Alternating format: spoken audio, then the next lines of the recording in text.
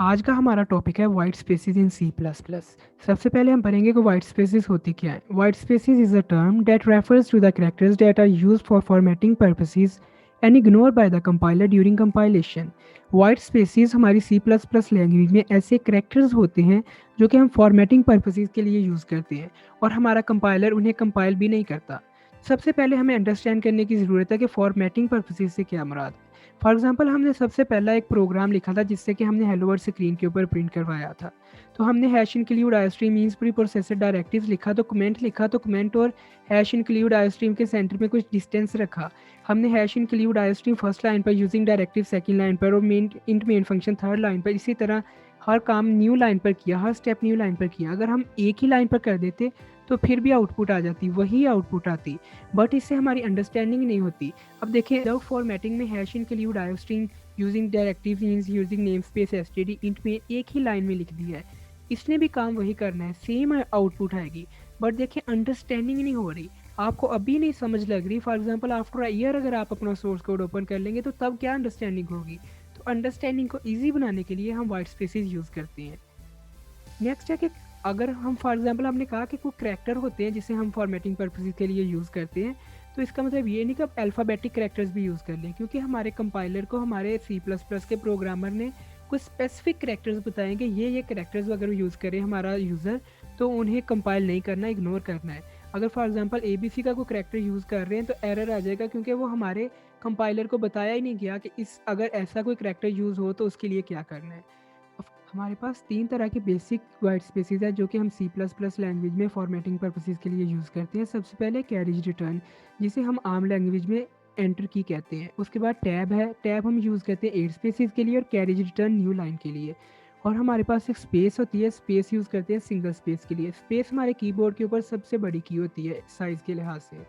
तो अगर हम ये तीनों वही काम करते हैं इधर भी सी प्लस प्लस में जो कि ये एम एस वर्ड या एम एस पावर पॉइंट में करते हैं, वहाँ पर भी कैरेज रिटर्न न्यू लाइन के लिए यूज़ होता है, टैब 8 स्पेसिस के लिए एंड स्पेस सिंगल स्पेस के लिए। यहाँ पर भी वो सेम यही पर्पज़ देते हैं। White spaces inside string compiles by the compiler while compilation. इधर वो कह रहा है कि अगर हम वाइट स्पेसिस को स्ट्रिंग कांस्टेंट के अंदर यूज़ करेंगे तो फिर हमारा कंपाइलर उसे कंपाइल कर देगा। सबसे पहले हम ये अंडरस्टैंड करते हैं कि स्ट्रिंग कांस्टेंट क्या होता है। The statement inside the quotation marks is called string constant. हमारी कोटेशन मार्क्स के अंदर जो भी स्टेटमेंट होगी वो स्ट्रिंग कांस्टेंट होगी। फॉर एग्जांपल फर्स्ट प्रोग्राम में हमने हेलो वर्ड प्रिंट करवाना था तो हमने स्ट्रिंग कांस्टेंट के अंदर रखा कि ये प्रिंट हो जाए, और हमने हेलो और वर्ड के सेंटर में एक सिंगल स्पेस यूज़ की, तो हमारे आउटपुट में भी स्पेस वो प्रिंट हुई थी, और वो सिंगल स्पेस भी तो वाइट स्पेस ही है ना। बट अगर हमने कहा कि वो स्ट्रिंग कांस्टेंट के अंदर यूज़ होगी, मीन्स कोटेशन मार्क्स के अंदर यूज़ होगा, तो वो हमारा कंपाइलर से कंपाइल करेगा। If we use any character inside quotation marks the compiler compiles the character during compilation. जी हाँ, फॉर एग्जांपल हमने सी आउट हेलो वर्ड जो नीचे एग्जांपल दी है इसके अंदर हमने हेलो और वर्ड के सेंटर में 2 टाइम्स टैब यूज़ किया, मीन 16 स्पेसिस, तो हमारे आउटपुट में भी 16 spaces as it is print हो जाएंगी। आए हम इसे डेव सी प्लस प्लस में रन करके देखते हैं। ये हमारा वो प्रोग्राम था जो कि हमने जिसमें कमेंट किए थे। सबसे पहले बेसिक प्रोग्राम कंस्ट्रक्शन में प्रोग्राम लिखा, नेक्स्ट वीडियो में हमने इसके अंदर कमेंट्स ऐड किए।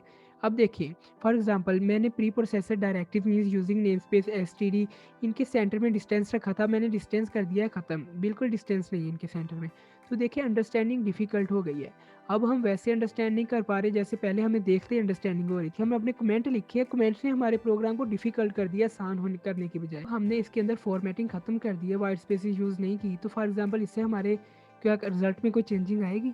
जी नहीं, हमारे रिजल्ट में कोई चेंजिंग्स नहीं आएंगी। ये देखिए hello word as it is print हुआ जैसे कि पहले प्रिंट हो रहा था। अब हम हेलो वर्ड के अंदर मीन्स स्ट्रिंग कांस्टेंट के अंदर वाइट स्पेसेस यूज़ करके देखते हैं कि इससे क्या चेंजिंग्स आती हैं। ये देखिए हेलो और वर्ड के सेंटर में मैंने कोई स्पेसेस यूज़ किए हैं, तो अब हम कंपाइल करके देखते हैं। ये देखिए हेलो एंड वर्ड के सेंटर में जो हमारे स्पेसेस यूज़ किए हैं वो same as it is output में भी यूज़ हो गई हैं, same as it is output में प्रिंट हुई हैं।